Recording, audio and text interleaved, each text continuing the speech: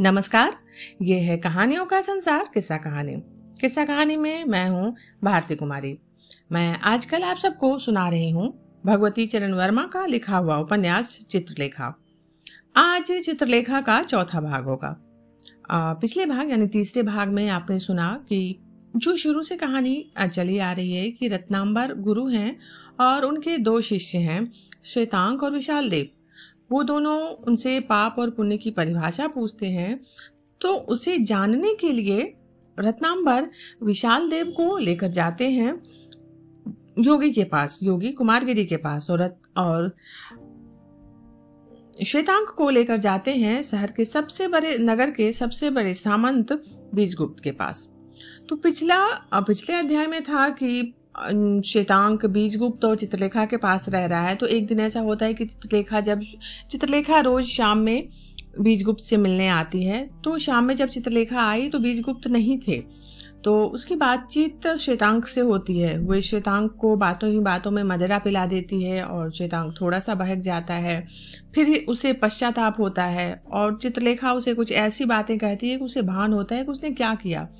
फिर वो बीजगुप्त के पास जाकर क्षमा मांगता है और बीजगुप्त कहता है कि क्षमा की कोई बात ही नहीं है, तुमने जो किया उसका तुम्हें भान है, तो इसमें क्षमा की कोई बात नहीं है, तुम जैसे थे पूर्ववत वैसे ही रहोगे। अब आगे आज जो वर्णन है इसमें विशाल देव का वर्णन होगा, जो योगी कुमारगिरी के आश्रम में रह रहा है। विशाल देव ने कुमारगिरी में एक महान आत्मा देखी। कुमारगिरी के ज्ञान और तेज के सामने वो झुक गया। कुमारगिरी के तर्क अकाट्य थे। विशाल देव के सब भ्रमों को वो क्षण में निवारण कर देता था। कुमारगिरी ने विशाल देव को योग का अभ्यास कराना आरंभ कर दिया। कुमारगिरी को योग शिष्य मिला और विशाल देव को योग्य गुरु। उस दिन कुमारगिरी विशाल देव को उपासना का महत्व बतला रहे थे। उस समय सूर्यास्त हो चुका था। निर्जन में कुमारगिरी की कुटी का दीपक टिमटिमा रहा था। अचानक द्वार पर पदध्वनि सुनाई दी और साथ ही किसी ने कहा, भूले हुए पथिक रात्रि भर के लिए आश्रय चाहते हैं। कुमारगिरी ने उत्तर दिया, उनका स्वागत है। मेरी कुटी प्रत्येक भूले हुए प्राणी के लिए खुली है।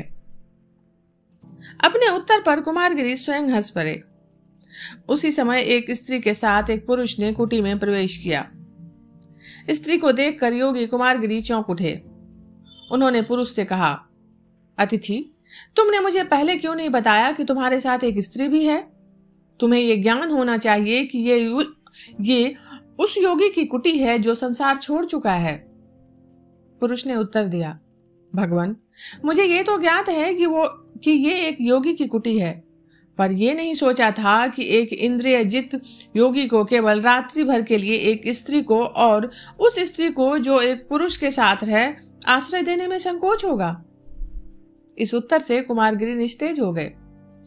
उस समय तक स्त्री आसन पर बैठ गई थी और दीपक के मंद प्रकाश के सामने उसका मुख हो गया था। कुमारगिरी ने कहा, अतिथि, मैंने इस कुटी में स्त्री को आश्रय देने में संकोच किया था, वो केवल इसलिए कि स्त्री अंधकार है, मोह है, माया है और वासना है। ज्ञान के आलोकमय संसार में स्त्री का कोई स्थान नहीं। पर फिर भी तुम दोनों मेरे अतिथि हो, इसलिए तुम दोनों का अतिथि सत्कार करना मेरा कर्तव्य है। स्त्री अभी तक इस वार्तालाप को आश्चर्य तथा कौतूहल के साथ सुन रही थी। उसने कुमारगिरी के वाक्य समाप्त होने पर उनके सामने अपना मस्तक नमाकर कहा, प्रकाश पर लुब्ध पतंग को अंधकार का प्रणाम है। ये वाक्य तीर की भांति पैना और घातक था। स्वर संगीत की भांति कोमल। सौंदर्य में कवित्व था, वासना की मस्ती में अहंकार। कुमारगिरी इस असाधारण स्त्री का असाधारण अभिवादन सुनकर चौंक से उठे। उन्होंने उस स्त्री की ओर ध्यान से देखा। स्त्री को देखकर वे चकित हो गए। उन्होंने अपने जीवन में इतनी सुंदर स्त्री नहीं देखी थी। स्त्री के इस वाक्य का उत्तर देना उन्होंने उचित न समझा। उन्होंने फिर पुरुष से कहा, अपने अतिथियों का परिचय पाने का मुझे अधिकार प्राप्त है। पुरुष ने उत्तर दिया, भगवान, इस दास का नाम बीजगुप्त है और वह पाटलिपुत्र का एक सामंत है। और ये स्त्री पाटलिपुत्र की सर्वसुंदरी नर्तकी चित्रलेखा है। बीजगुप्त और चित्रलेखा। इस बार कुमारगिरी चित्रलेखा की ओर मुड़े। नर्तकी चित्रलेखा, तुम्हारे कवित्व की कर्कशता पर उन्माद का आवरण है। तुम्हारे विष को तुम्हारा सौंदर्य छिपाए हुए है। तुम मेरी अतिथि हो और तुमने मेरी अभ्यर्थना की। आशीर्वाद देना मेरा धर्म है। भगवान तुम्हें सुमति प्रदान करें। यह सुनकर चित्रलेखा हंस पड़ी। उसके मधुर हास्य में मन को लुब्ध कर देने वाला पराग था। योगी, सुमति के अर्थ में भेद होता है। अनुराग का सुख विराग का दुख है। प्रत्येक व्यक्ति अपने सिद्धांतों को निर्धारित करता है तथा उन पर विश्वास भी करता है। प्रत्येक मनुष्य अपने को ठीक मार्ग पर समझता है और उसके मतानुसार दूसरे सिद्धांत पर विश्वास करने वाला व्यक्ति गलत मार्ग पर है। अनुराग की दासी नर्तकी ने विराग के स्वामी योगी का सामना किया। क्रांति और शांति का मुकाबला था। जीवन और मुक्ति में होड़ थी। कुमारगिरी ने अविचलित भाव से उत्तर दिया, पर सत्य एक है, वास्तविकता का ज्ञान। मार्ग वही ठीक है जिससे शांति तथा सुख मिल सके। कुमारगिरी का स्वर गंभीर था। तपस्या का तेज नवयुवक योगी के सुंदर वेश को आलोकित कर रहा था। कुमारगिरी की बड़ी बड़ी आंखों में शांति की ज्योति थी। योगी की आंखें नर्तकी की आंखों से एक क्षण के लिए मिल गईं। वासना तपस्या के सामने कांप उठी।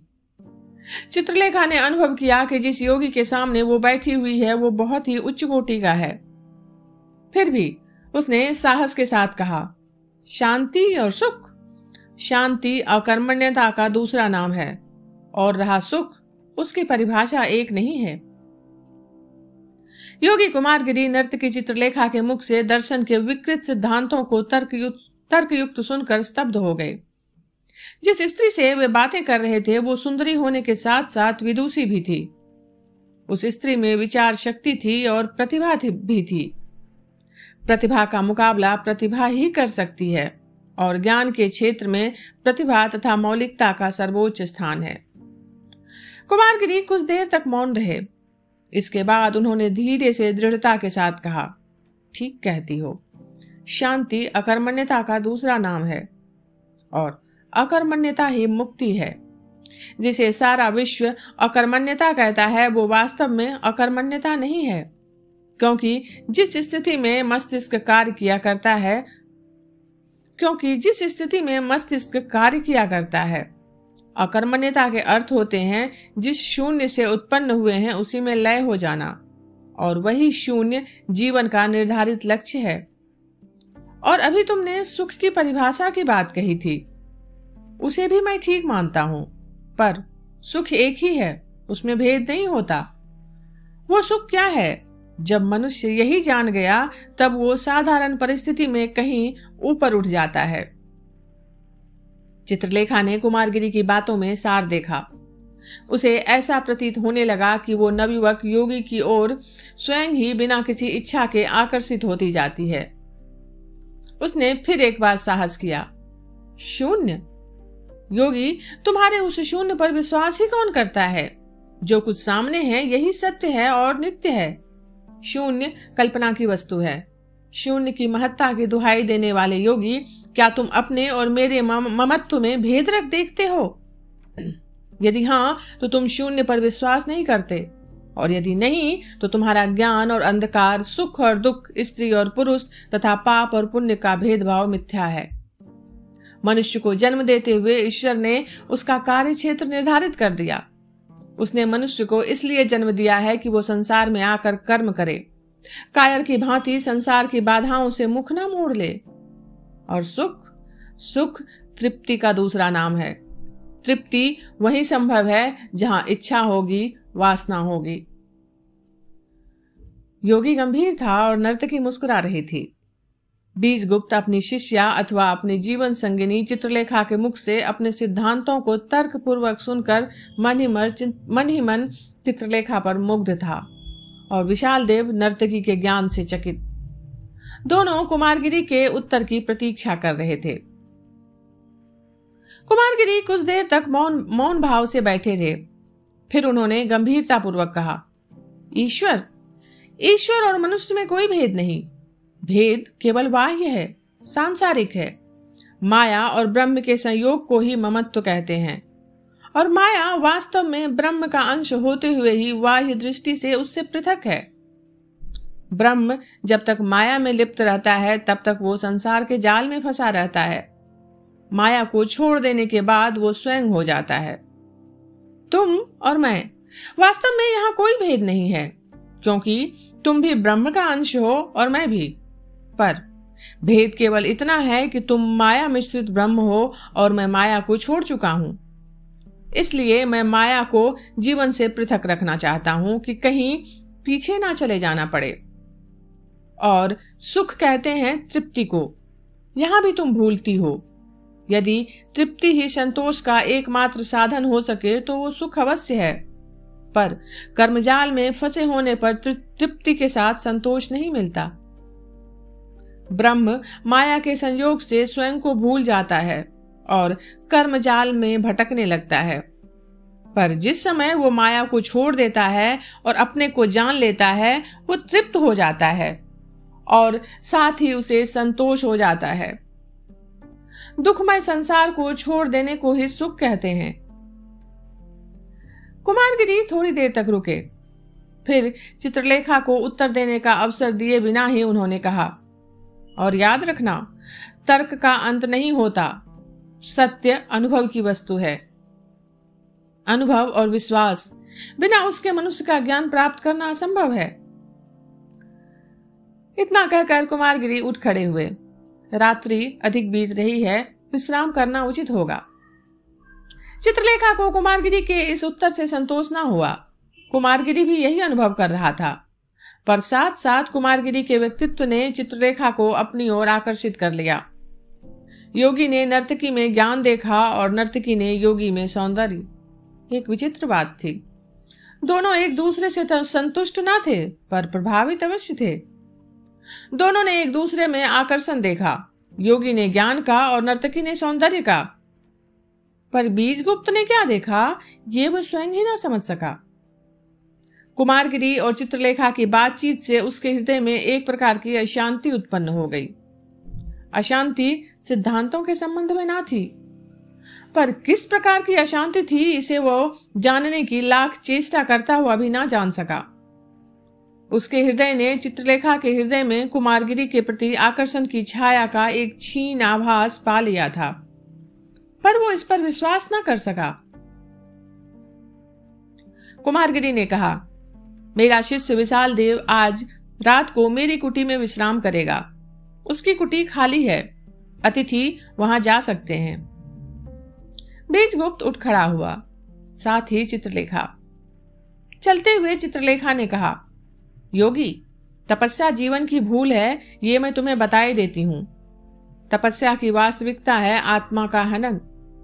अच्छा, श्री चरणों को नर्तकी चित्रलेखा का प्रणाम। इतना कहकर वो हंसते हुए बीजगुप्त के साथ कुटी से बाहर चली गई।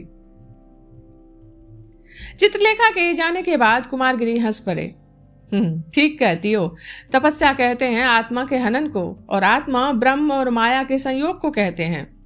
जिस समय आत्मा मर जाती है, माया का विकार लोप हो जाता है और सत्य चित्त आनंद ब्रह्म रह जाता है।